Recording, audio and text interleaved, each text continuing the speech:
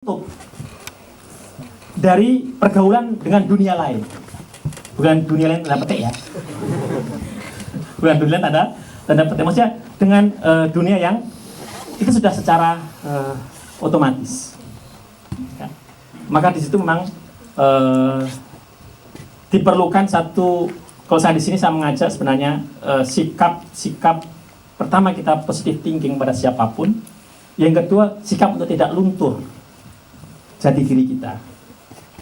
Ya kan? Anda silakan baca novel saya Ayat-Ayat Cinta. Silakan baca novel saya Ketika Cinta Bertasbih. Silakan baca novel saya Bumi Cinta. Ayat-Ayat Cinta settingnya Mesir. Anda akan temukan di Ayat-Ayat Cinta cara Fahri tetap cara orang Jawa. Memang Fahri bertemu dengan Maria, tetapi coba ketika Fahri di asramanya, dia nggak Mesir. Dia bukan cara Fahri berinteraksi dengan panggilannya dan semuanya, panggilannya aja masih Mas. Orang Mesir nggak ada Masnya. Serius, orang Mesir istrinya aja kalau seandainya Anda orang Indonesia menikah sama orang Mesir, jangan pernah berharap istri Anda yang orang Mesir manggil Anda Mas, nggak ada, langsung nama Anda. Namanya misalnya namanya Ahmad, istri akan manggil ya Ahmad, langsung. Gimana? Ya Fadil. Itu hanya orang Jawa yang ada masnya. Malah ada orang Mesir, orang Indonesia nikah sama orang Mesir, dianya minta itu loh, karena dia pengen banget mbok saya tuh dipanggil ada masnya gitu loh. Dia malah panggil dahab.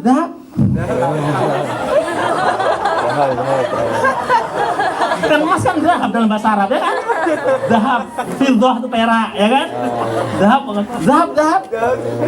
Mas mau pergi kemana? Dahab, ayo nata dahab.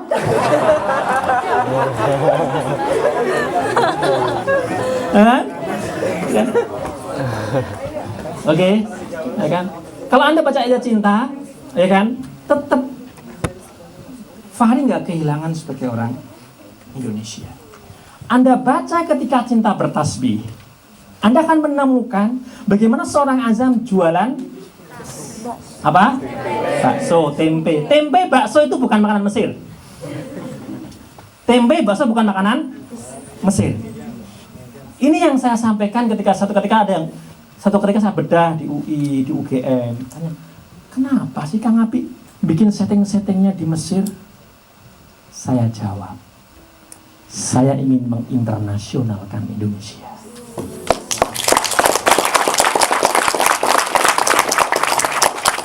Saya tanya, Anda lebih suka mana? Ada sinetron, saya pernah tonton itu. Sinetron settingnya Wonosobo. Sinetron setting alamnya Wonosobo. Tetapi etika, cara penggambaran di saat itu bukan Wonosobo. Pakaiannya bukan pakaian orang Wonosobo, kayak pakaian orang Perancis. Caranya segini. Wonosobo nggak begitu, ya kan? Itu namanya setting Indonesia, tapi budaya bukan budaya Indonesia. Saya lebih suka, saya mau setting di mana saja, tetap Indonesia. I love Indonesia. Anda silakan baca novel saya Bumi Cinta. Silakan dibaca. Settingnya Rusia. Silahkan lihat tokoh Ayash. Kalimat yang dia pegang itu kalimat kiainya yang di Magelang itu. Magelang. Ya kan? Yang intinya kalimatnya itu dalam bahasa Jawa yang halus sekali, bagus sekali bahasanya. Bahwa yang membuat seorang lelaki itu bisa hilang dari pertapaannya adalah godaan seorang wanita. Kan sering begitu kan? Kalau kita lihat sejarah kan begitu. Untuk tetap untuk berjuang itu seringkali karena saat itu Fahri berada di tempat yang Ayash yang di bumi di Rusia. Jadi dia tetap dengan cara orang Jawa. Cara orang meskipun ada di mana? Di Rusia. Sama juga di Abi Tauhid ini. Dia tetap, nanti Anda akan menjumpai cara seorang Fahmi menyelesaikan masalahnya adalah cara khas pesantren. Cara khas pesantren yang diajarkan oleh kiainya yang ada di Jawa. Oke, ini setting novel. Next, tokoh utama.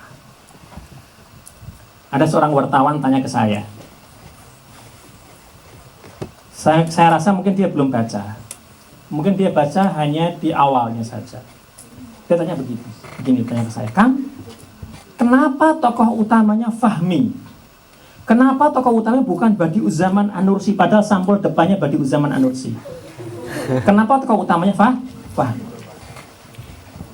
Ini jenis wartawan, maaf, yang tanda petik menurut saya kurang cerdas. Kalau dia baca novel ini dengan jelas, ada dua tokoh utama. Ada tokoh utama fiksi. Tokoh utama fiktif. Tokoh utama fiktif inilah yang namanya Fahmi, Nuzula, Aisel, Emel, Hamzah, Subki, Ali, Kiai Arselan. Itu namanya tokoh-tokoh fiktif. Mungkin kalau ketemu Fadil, mungkin Fadil. Beda cerita lagi. Ya kan? Ini namanya tokoh utama fiktif. Ada tokoh utama sejarah.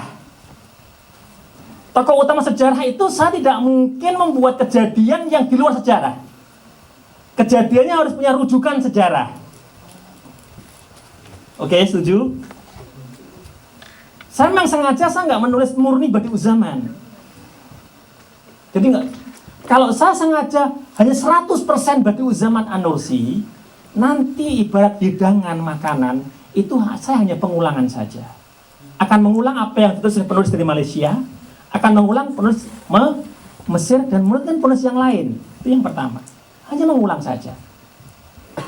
Yang kedua, kalau itu yang saya sajikan, murni Badi'uzzaman An-Nursi, murni 100%, nggak ada tokoh-tokoh yang mengantar dalam cerita itu akan terasa berat. Pertama beratnya adalah, ini saya sajikan di Indonesia. Indonesia sama Turki ada jarak.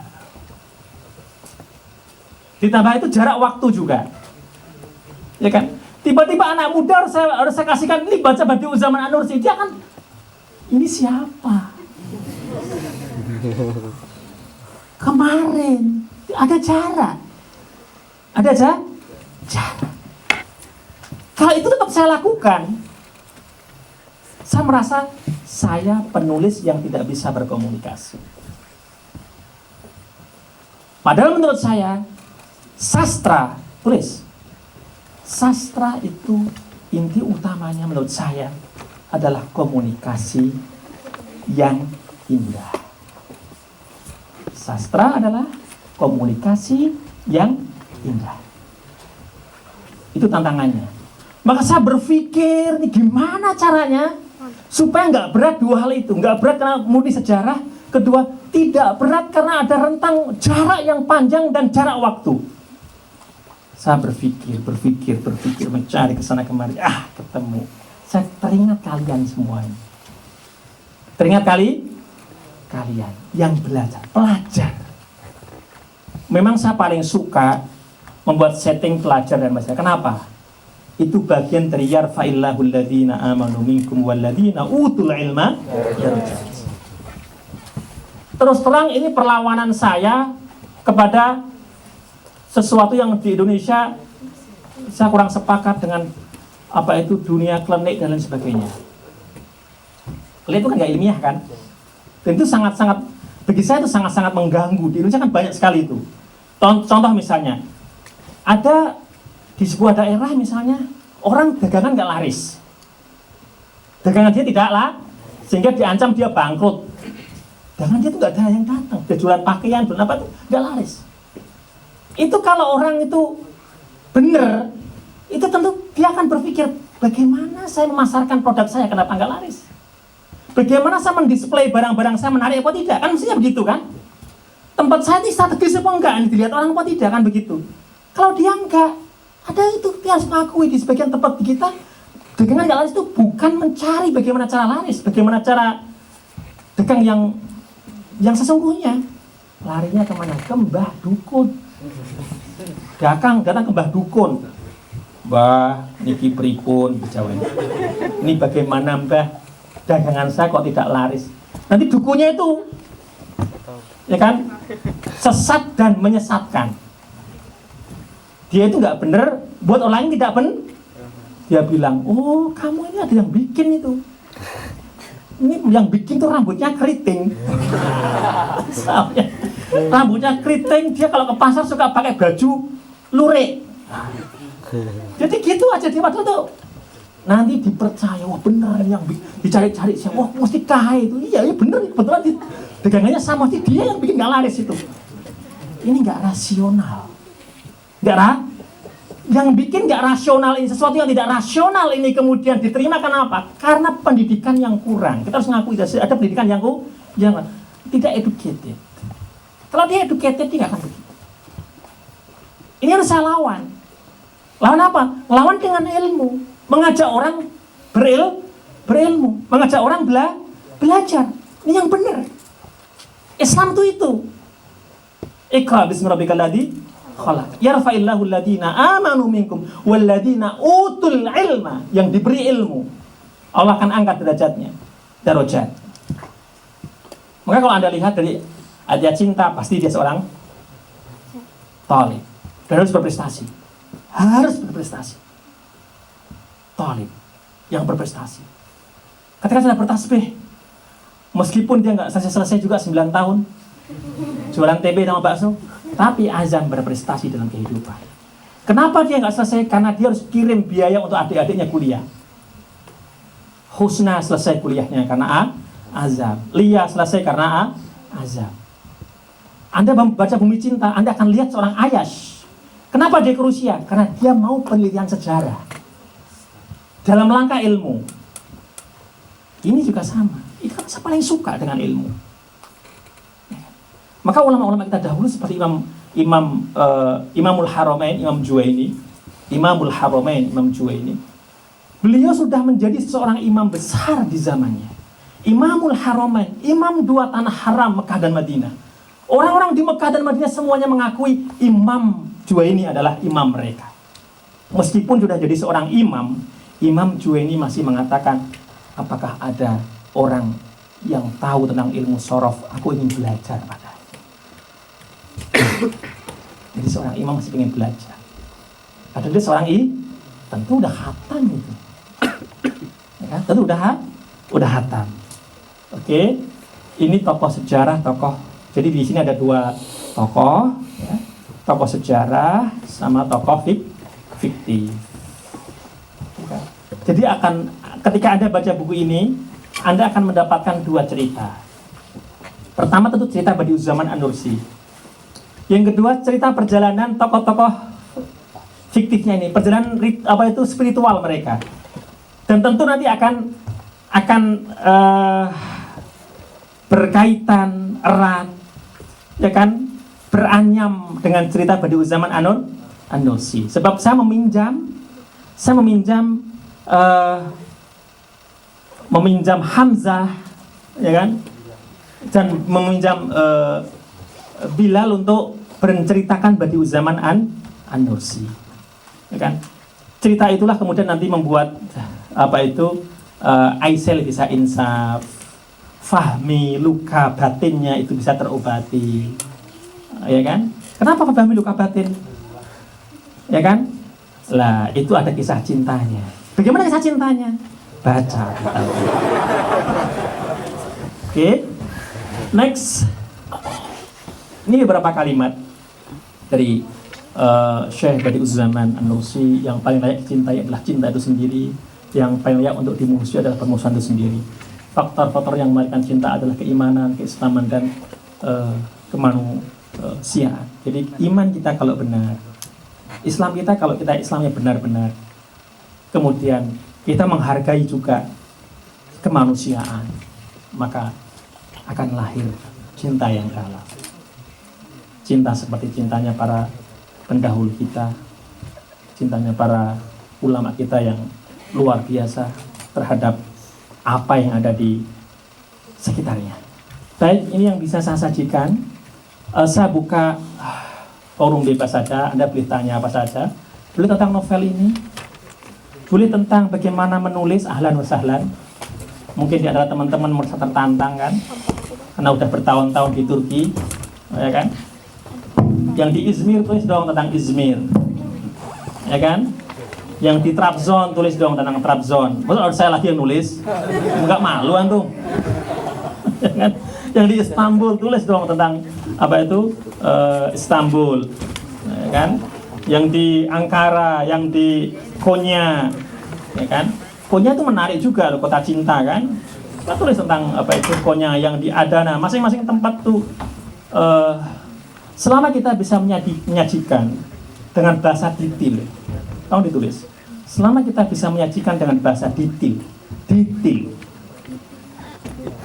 mesti akan indah tulisannya. Masing-masing punya pandangan. Setiap sastrawan punya pandangan apa itu sastra. Kalau saya, sastra itu tadi saya sampaikan adalah komunikasi yang indah. Yang pertama.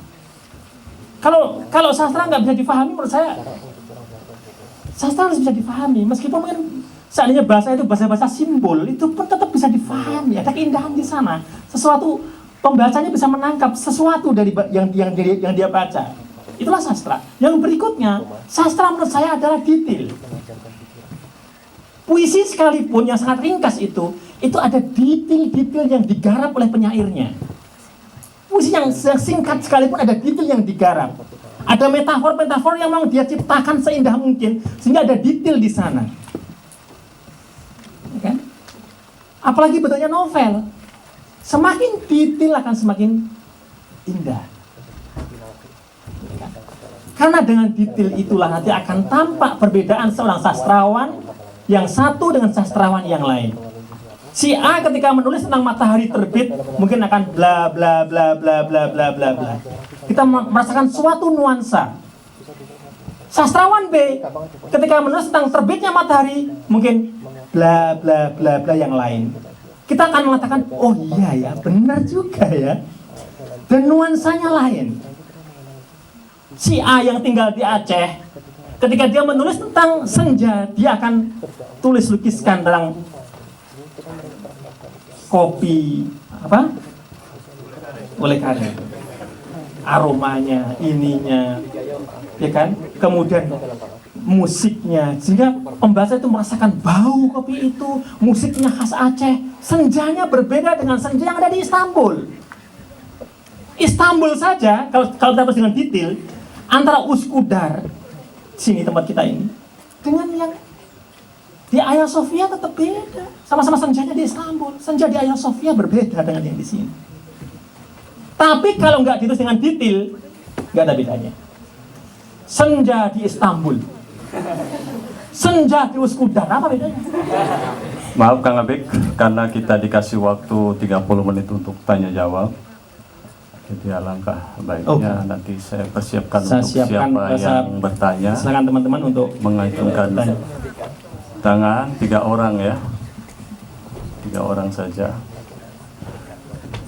Langsung bertanya dan langsung ke sumber ininya aja ya, Kang Abik gitu. Oleh satu. Yang perempuan mungkin yang tengah. Terus ya baju batik. Silakan.